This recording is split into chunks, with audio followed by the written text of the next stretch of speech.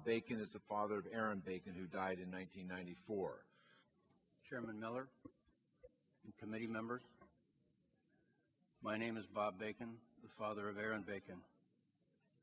Speaking for my wife and Aaron's mother, Sally, his brother, Jared, and his sister, Kia Sullivan, and speaking on behalf of the many families not at this table whose lives have been shattered by these fraudulent programs, we deeply appreciate your efforts to put a stop to this country's growing industry of institutionalized child abuse.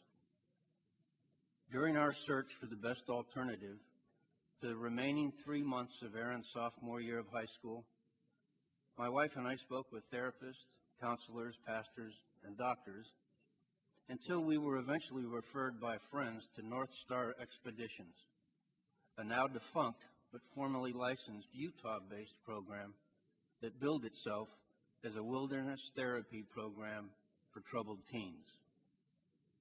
After reading their very compelling brochure, speaking to their office by phone, and finally meeting with the owners for a personal interview, we thought we had found the perfect situation. Caring people who were experienced in counseling kids who were struggling with drugs and social pressure. And to top it off, writing in a daily journal, we were told was an integral part of their so-called counseling program. As a writer, we felt journaling would help Aaron to sort things out. And we were certain that as a poet, Aaron would find the awesome beauty of southern Utah to be inspirational and spiritually healing. Of course, being normal, trusting, and honest people ourselves, we assumed we were being told the truth. We were dead wrong. His mother and I will never escape our decision to send our gifted 16-year-old son to his death at North Star. The guilt of our apparent naivete was crippling. We were conned by their fraudulent claims and will go to our graves regretting our gullibility. Adding further to our regret, we were talked into using their escort service. Aaron was taken from his bed at 5 a.m. on Tuesday morning, March 1st, 1994, by two burly strangers who announced to Aaron with a tone of authority that any resistance on his part would be countered with whatever physical force necessary.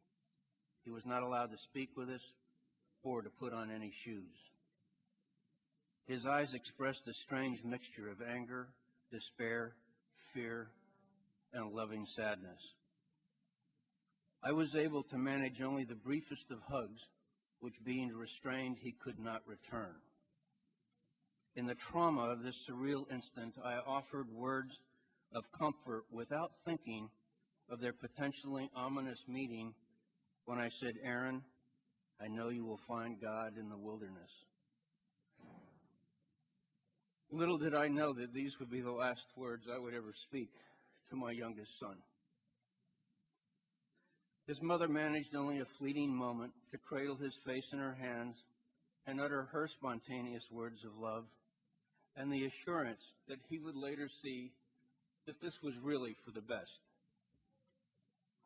I cried inconsolably from the depths of my soul as the escort van backed out of our driveway with our terrified son pleading silently with his sad eyes for us not to send him away. This excruciating scene would have to serve for the rest of our lives as a last living memory of our beautiful son. Aaron arrived in the Escalante Wilderness area of southern Utah that same night and waited a few days for a brief intake exam, indoctrination into the rules of the program, and the issue of ill-fitting shoes and clothing.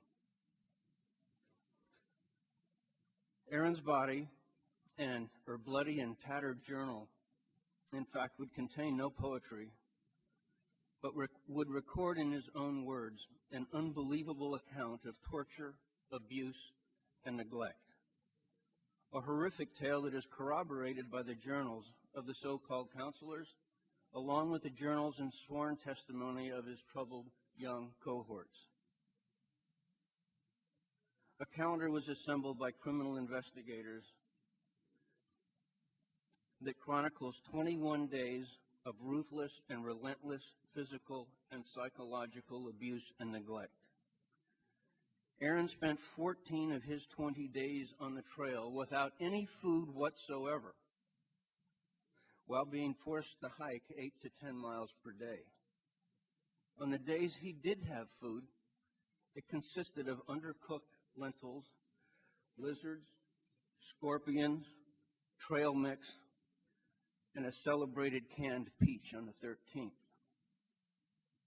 On top of this, with temperatures below freezing, he endured 13 of 20 nights with only a thin wool blanket, plus 5 nights without any warmth or any protection whatsoever. Aaron complained of stomach pain and asked to see a doctor as early as the 3rd day of hiking. And by the 10th day, he had lost all control of his bodily functions. But unbelievably, as he got weaker and lost nearly 20% of his body weight, they repeatedly refused to send him to a doctor. Taken from what appears to be the industry's handbook, their policy had predetermined that these kids are all liars and manipulators, and therefore Aaron was faking.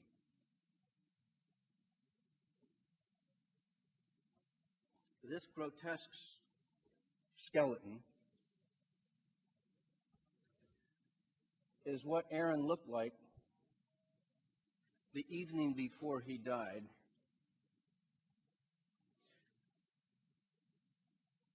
He was seen by Georgette Costigan, the registered EMT, who, still insisting that he was faking, didn't even take his vital signs, but instead took the occasion to barter a meager piece of cheese in return for his promise to try harder and to hike the following day.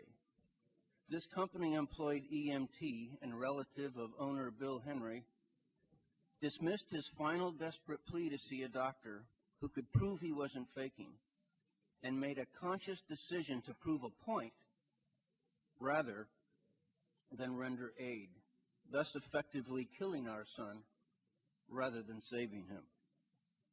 What you cannot see in these photos are the bruises, cuts, lesions, rashes, blisters, and open sores that covered Aaron's body from head to toe. These scars of abuse and the dried skin stretched taut over his bones is what his mother and I were left to discover without any warning when the sheet was pulled back in the mortuary. This, we screamed, could not be our son. As we grabbed each other and collapsed to our knees, but the scar above his now sunken right eye told us that it was. It was in that one shocking moment of proof that our lives changed forever. The stories of Aaron's death and the others who have died or survived the abuses of these programs are chilling reminders of the dangers of absolute power and point out the extremely high risk we take in allowing these programs to operate without strict regulation and oversight.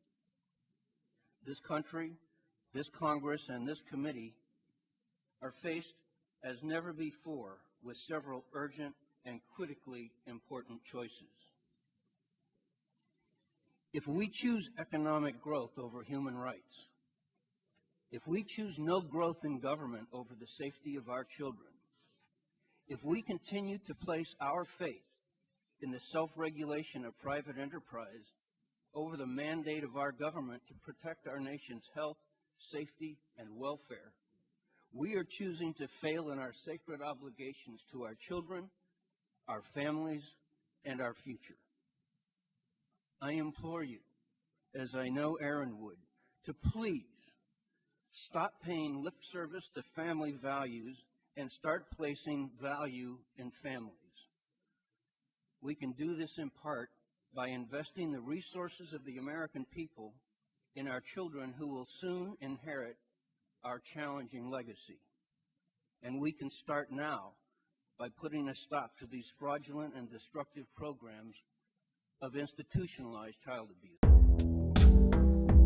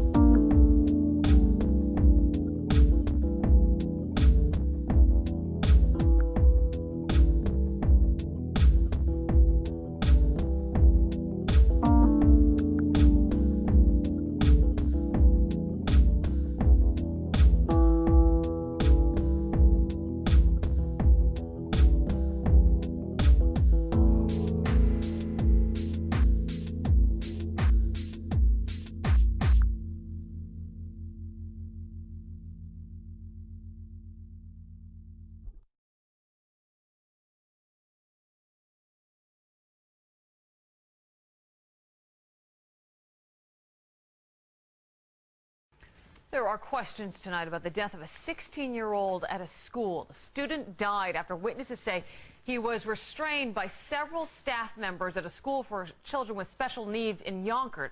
So what killed him, and were proper procedures followed? Eyewitness News reporter Marcus Solis is at the school tonight with more. Marcus. And Liz, the student was put in what's called a therapeutic hold, which is not uncommon in facilities like this. But other students say they heard Corey Foster complain that he couldn't breathe, and others say he was punched while being restrained. They came out carrying a message. Friends of Corey Foster, angry and suspicious over the circumstances surrounding his death. These students say they saw staffers restrain the 16-year-old last night and claim they heard this shocking exchange shortly before Foster lost consciousness. It was just like, I can't breathe, get off of me. And what did they say? If you can talk, you can breathe.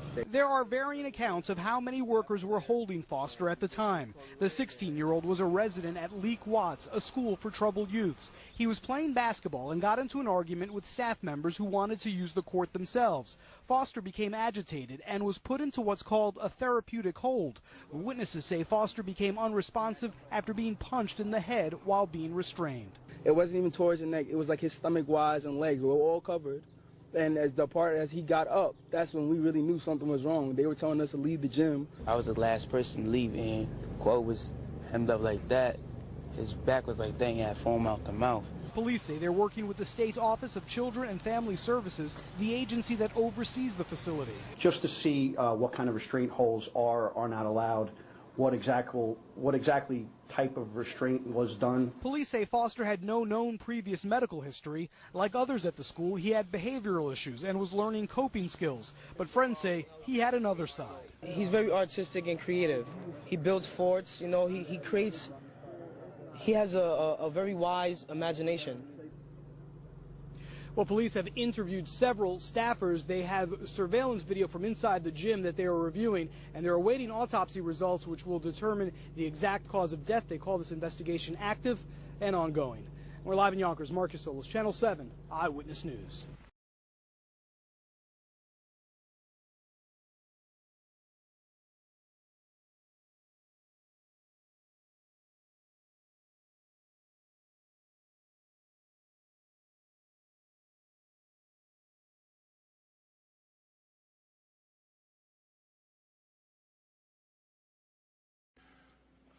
Mr. Coots, you have several times in your testimony this morning used the word torture.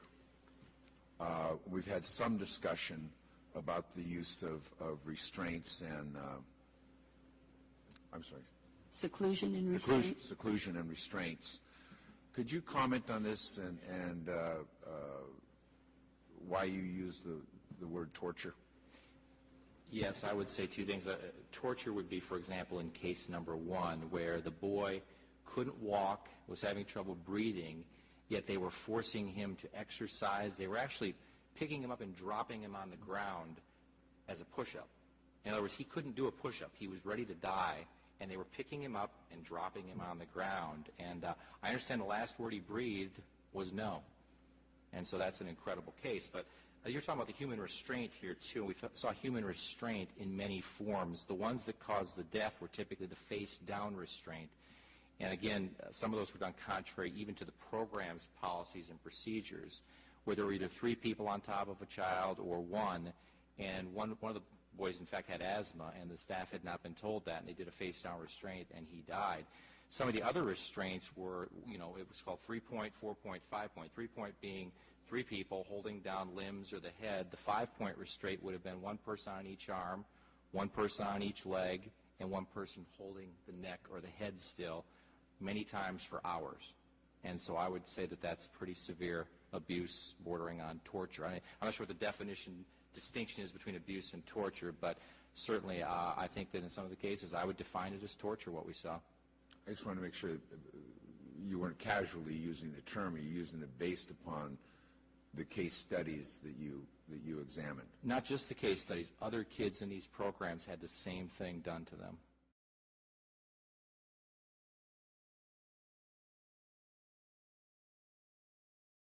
Archaeological dig in Florida is unearthing a story that at one time Bill Nelson dared not tell. anything we spoke out about, we went to the White House. This White House at the Dozier School, where boys now say they were brutalized. Richard Huntley was just 11. You got beef for walking on the grass. You got beef for talking in the line. You got beef for wetting the bed. You got beef. In 2008, a few started speaking out, and suddenly there were hundreds. I was raped over there as a kid.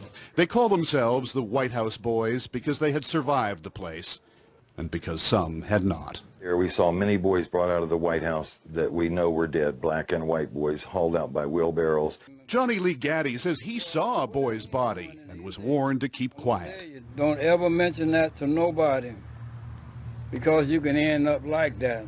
When 13-year-old Owen Smith's relatives wanted to see him, they were told he had escaped and been found dead under a nearby house. But his sister says there was no investigation. Within 2 hours, they had him buried. The school said boys had died of illnesses and accidents, and that 31 were buried on the property. In 2010, a police investigation agreed, and despite more than 100 interviews, found no evidence of a crime. Case closed. But then, a team from the University of South Florida got an archaeological research permit and searched with ground-penetrating radar. We found nearly twice as many burials as were thought to exist. And they believe there may be many more than that. Earlier this month, they got permission to open the graves, to identify remains, and perhaps answer other questions as well. Whether there's broken bones in these bodies, whether they've been shot. And today, at last, a first step in digging up what so many believe has been buried here for decades. The truth. Tom Walters, CTV News, Los Angeles.